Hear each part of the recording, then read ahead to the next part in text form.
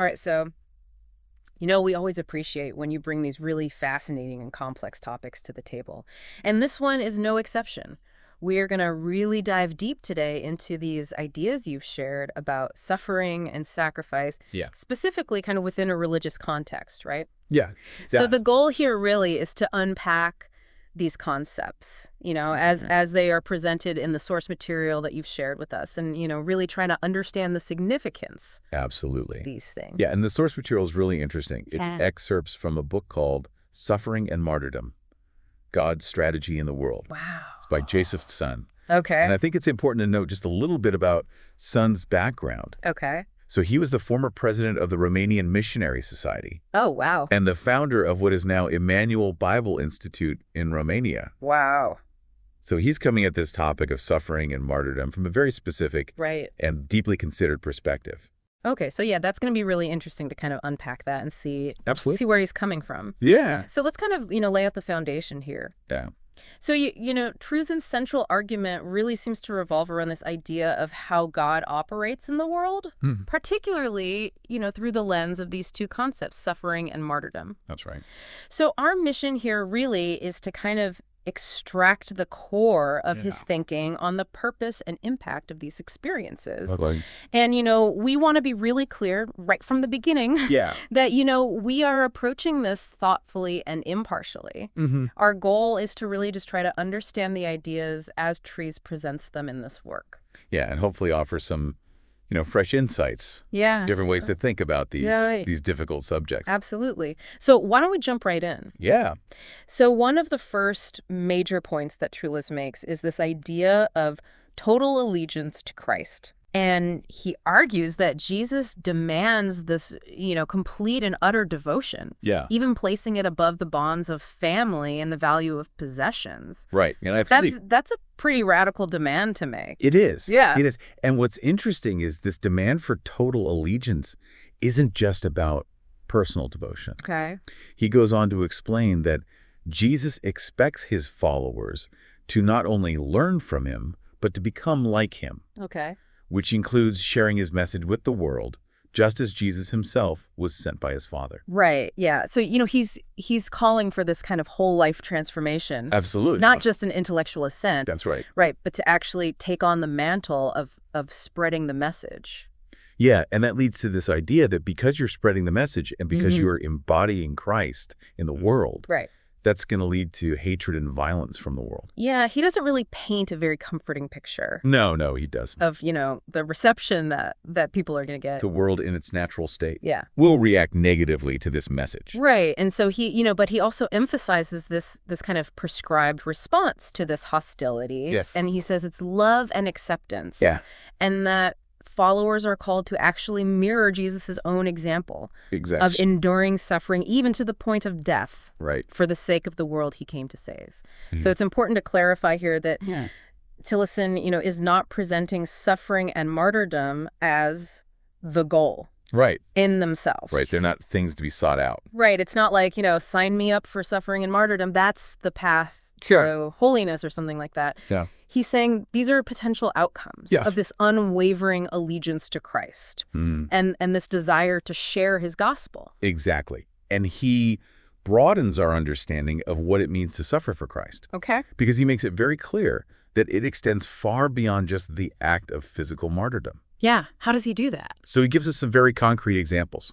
Things like leaving close relatives to dedicate yourself fully to religious service, selling your belongings to financially support the spread of the gospel, the intense spiritual effort of agonizing prayer, and the persistent hard work of building and maintaining the church. Okay, so it's not necessarily these, headline-grabbing acts of martyrdom. Right. These aren't the martyrs that you're going to, see in the history books necessarily. Right. But they are very real and significant forms of suffering for Christ. Yeah, and he emphasizes this voluntary nature of the suffering that he's talking about. It's driven by this deep internal desire to do Christ's will and to further his purposes in the world. Yeah, so it's not about just, passively enduring hardship, right, but actively choosing a life of sacrifice and service. And to really kind of hammer this point home, he uses this really interesting analogy of the disciple as a slave of Christ. He's really emphasizing this idea of being completely at the master's disposal. Yes. Where, the focus is on absolute obedience and joyful service. Yes. And that this complete surrender is actually a prerequisite for experiencing God's presence.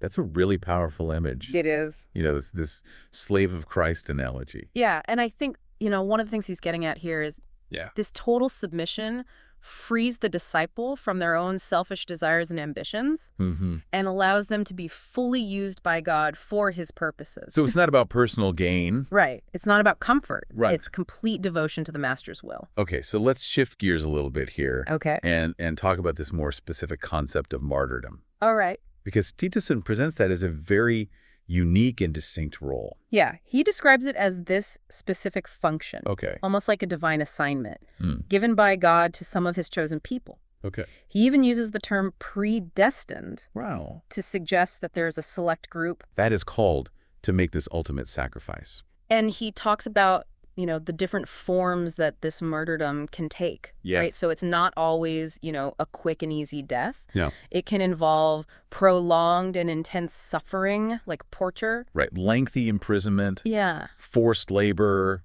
any number of things. He even brings this into a modern context by talking about how imprisonment in a psychiatric hospital could be considered a form of martyrdom because of the potential for, the complete destruction of someone's mental health and personality. Right.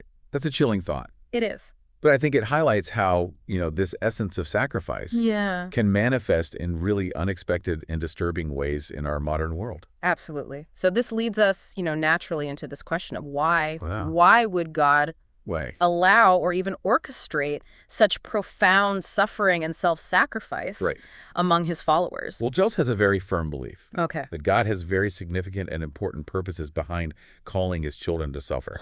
And he acknowledges that as humans, we might not always immediately grasp the full scope of these reasons. But he strongly emphasizes that obedience to God's will, even in the face of suffering, remains paramount. So he's saying, we may not understand it, Yeah. but we should still trust and obey. Trust and obey. Okay. But he also emphasizes that God hasn't left us completely in the dark. Okay. He believes that God reveals his mind, his purposes, and his methods through Scripture, and crucially, through the ultimate example of Jesus Christ himself. And that's really, impossible to ignore the central image of Jesus as this suffering servant. Yes. Whose life ultimately culminated in torture and martyrdom. And that's not just a historical event for Tson. Right. It's the ultimate demonstration of God's own method for dealing with the world. Right. He's saying this is how God works. Exactly. This is how God interacts with the world. And self-sacrifice is God's consistent and fundamental method. Okay. For addressing things like rebellion against God, the presence of evil, the destructive power of sin. And he sees this as consistent with God's nature of love. Exactly. God's very being is characterized by love. And so his response to hate and brokenness can only be one of sacrificial love. Okay. And that's where he draws the connection to believers.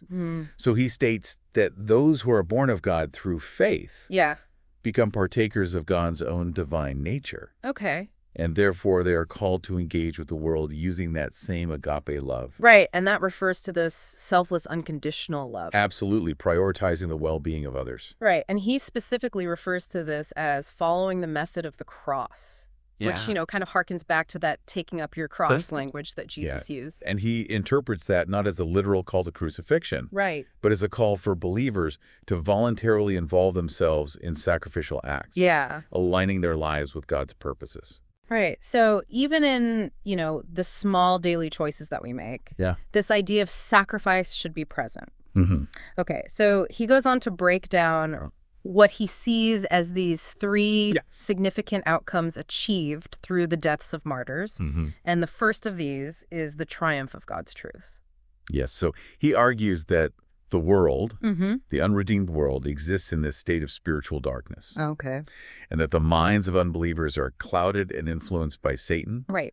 ultimately leading them to reject Mm-hmm. and even hate the truth of the gospel. Okay, and he uses this really interesting analogy As is. of, suddenly shining a bright light Yeah. on someone who's been in darkness for a long time, Right. and how painful and uncomfortable that can be. Yeah. And he connects that to the offense that's often caused by challenging someone's deeply held religious beliefs. Mm-hmm. He suggests that people see their religion Yep. as such an integral part of their core identity. Almost like a national identity. And so any questioning of it is a deep personal attack. Right. And, we can all probably relate to this in some way. Absolutely. Whether it's religion or something else, Yeah. that we hold very dear. That's right. So he's saying, this is part of why Christians throughout history have faced such hostility. Yeah. Because they're coming in and challenging these core beliefs. Exactly. And what he posits is that when a Christian speaks this truth with love, Mm-hmm.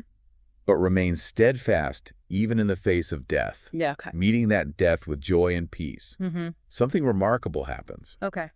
He believes that it pierces through the spiritual blindness, opening the eyes of unbelievers, Yeah. allowing them to see and ultimately believe in the truth of the gospel message. And he points to, the biblical example of the centurion at Calvary who, Yeah. Witnessed Jesus' death and said, surely this was the Son of God. And he also references that famous Tertullian quote, Yeah. "The blood of the martyrs is the seed of the church." Right. Yeah, and he makes this really bold claim that in some instances throughout history, Yes. the only way that spiritual darkness was broken in certain regions was when a missionary was killed there. Yeah. So that's a pretty powerful statement It- about the impact of sacrifice. It really underscores the profound transformative impact Yeah. he attributes to martyrdom. Okay, so the second outcome he talks about is the defeat of Satan. Yes. And he presents this idea of Jesus coming into the world as like an invasion of Satan's territory. Yes, no addition. And he identifies Satan's primary tools for keeping humanity in bondage as sin and the fear of death. Right. And he says that Christ's death on the cross nullified Satan's certificate of ownership. Yeah. Think of it like a debt that humanity owed. Right. And Christ's sacrifice paid that debt in full, Yeah. removing Satan's claim over humanity. So he's saying that when martyrs face death without fear, they're essentially showing the powerlessness of Satan's ultimate weapon. Yeah, it's like taking away his power Right. by showing that you're not afraid of it. Right. And he connects that to the truth shining brightly through the lives and the deaths of martyrs. Right, breaking through Satan's web of deception. Right. And he finds support for this in the book of Revelation. Yes, and he also points to the biblical story of Job Okay. as another example of Satan's defeat Okay. through the unwavering faith of God's people. And Job, was stripped of everything Everything. and yet remained faithful. And that demonstrated that God has genuine worshipers Right. whose devotion isn't based on material blessings. Right. It's coming from a deeper place. Exactly. So, Paul, writing from prison, Yeah. saw the suffering of believers as this demonstration of God's wisdom That's right. Manifold wisdom. being revealed to the spiritual authorities. Yeah. So it's almost like this cosmic battle Exactly. that's being played out through the lives and deaths of human beings. That's right. So the third outcome that he talks about is the glory of God. Yes. And he points out that Jesus himself described his crucifixion as an act of glorification. Despite its outward appearance of shame and defeat, Right. the key is what that sacrifice revealed about God's nature. Right. And what was that? God's perfect self-sacrificing love Okay. as his fundamental characteristic, So he's saying God's glory shines most brightly through acts of self-sacrifice. especially in the context of martyrdom. Okay. And he mentions how John described Peter's future martyrdom as a death that would glorify God. And Paul's deep desire to glorify Christ through his own life and death. So martyrdom has this unique power to reveal God's love. Yes, to those living in spiritual darkness, compelling them, Yeah. convincing them. Persuading them of the truth. And he connects that to the broader understanding of believers reflecting Christ's image. Yeah. So through their own experiences of suffering and Yeah. acts of loving self-sacrifice. They're mirroring the character of Christ, Yeah. leading to more thanksgiving, more praise, and more glory to God. So to recap for our listeners, Yes. We've taken a deep dive into Josef Tson's perspective on these really complex and challenging topics of suffering and martyrdom. Yeah. And just to summarize some of the key takeaways from his work, he asserts that total allegiance to Christ will likely lead to expected worldly hostility. He has a broader definition of suffering for Christ that extends beyond physical martyrdom. Absolutely. This idea of martyrdom as a specific calling for some believers, God's purposeful use of suffering and self-sacrifice in the world. That's right. And those three interconnected outcomes, the triumph of God's truth, Yes. the defeat of Satan's power, and the glory of God being revealed. Yeah, these are powerful ideas. Yeah. Multifaceted ideas. And, knowing your interest in these topics, this deep dive hopefully offers a very specific and thought-provoking lens through which to view these concepts of faith, the nature of sacrifice, the impact of deeply held beliefs in the world. Even in the face of suffering. Even in the face of immense suffering. Absolutely. So on that note, here's a final thought for you to consider. Right. How might we interpret acts of significant sacrifice and profound resilience in various contexts, even those that exist entirely outside of a religious framework? That's interesting. It prompts you to think about, what are the motivations behind these things? Yeah. What are the long-term impacts of these really deep commitments? Absolutely. So yeah, we encourage you to continue exploring these fascinating and sometimes challenging ideas in your own way.